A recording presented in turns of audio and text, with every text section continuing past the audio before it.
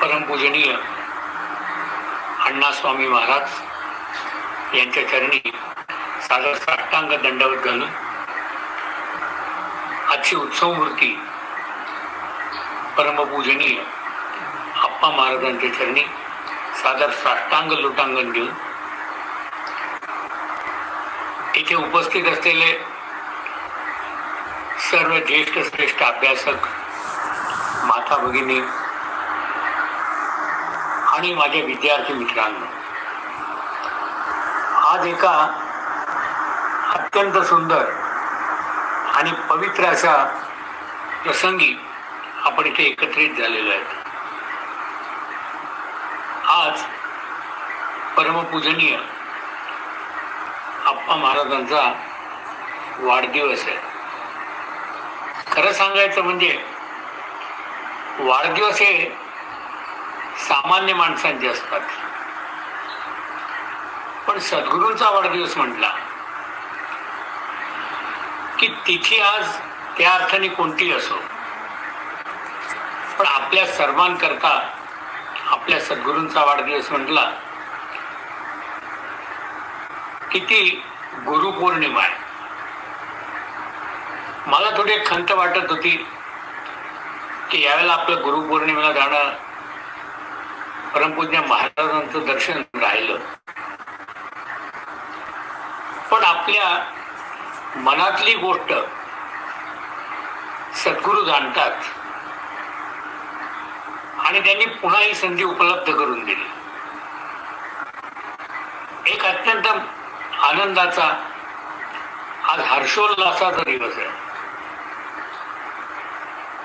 अनेक परिस्थितींवर मात करून आपल्या सद्गुरूंच्या वाढदिवसाप्रित्यर्थ आपण आधुनिक तंत्रज्ञानाच्या साह्याने पुनश्च एकत्रित आलेलो आहेत. अशा प्रसंगी आपला काही अभ्यास हा सद्गुरूंच्या चरणी अर्पण करावा या हेतूने मी एक 2-4 शब्द ज्याला म्हणतात ते बोलतोय. सगळ्यात प्रथम ज्यांचं स्मरण करावंसं वाटतं ते परमपूजनीय अण्णास्वामी महाराज आहेत. आणि आजच्या दिनी कृतज्ञतापूर्वक त्यांचं स्मरण याकरता करायचं की सद्गुरू आप्पा महाराजांची निर्मिती हा विषय मोठा अवघड, याचा अभ्यास व्हायला पाहिजे. आणि ती निर्मिती म्हणजे एका गुरुनी दुसऱ्या गुरुची निर्मिती करणं. आजच्या काळाला हे आव्हान आहे. आजचा काळ थोडा विपरीत आहे, पण अशाही प्रसंगी परमपूजनीय आप्पा महाराजांची निर्मिती केली. आणि म्हणून मी म्हटलं की एका गुरुनी दुसऱ्या गुरुची निर्मिती करणं हा तसा सोपा विषय नाही आहे. एक अजून विचार करण्यासारखी गोष्ट आहे, आणि ती म्हणजे आपण थोडं या नात्याकडे लक्ष दिलं तर गुरुला पिता म्हणणं हा विषय त्या अर्थाने सोपा आहे नव्हे, आपण म्हणतोच. आपल्या गुरूंना वडील म्हणणं, पिता म्हणणं, जनक म्हणणं सोपं आहे, पण अवघड गोष्ट कोणती? तर अवघड गोष्ट ही आहे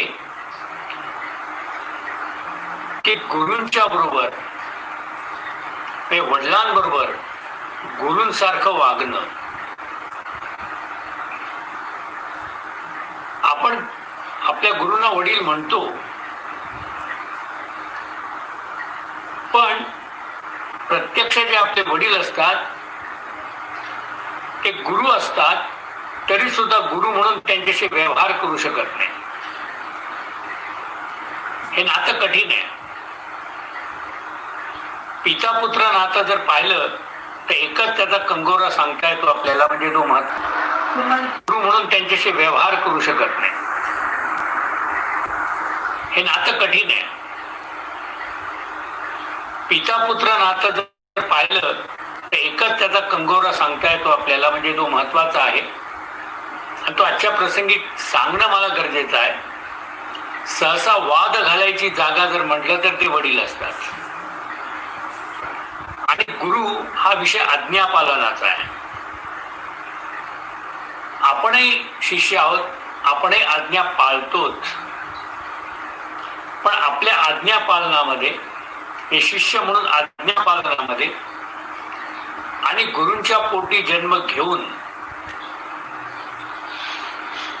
वडील म्हणून आपण त्यांची आज्ञा पाळणं, थोडा फरक आहे. आणि फरक असा आहे, एका अर्थाने असं म्हणावं लागतं की आपल्याकरता मार्ग सोपा असा आहे की आपल्याला जो उपदेश केला जाईल, जो आदेश दिला जाईल, त्याप्रमाणे आपण जर वागलो तर आपण आज्ञा पालन केलं असा अभिमान बाळगतो. परंतु आज्ञा पालनाचा यथार्थ जर समजून घेतला तर आपल्या गुरूंची इच्छा ओळखणं आणि तसं वागणं हे खऱ्या अर्थाने आज्ञा पालन आहे.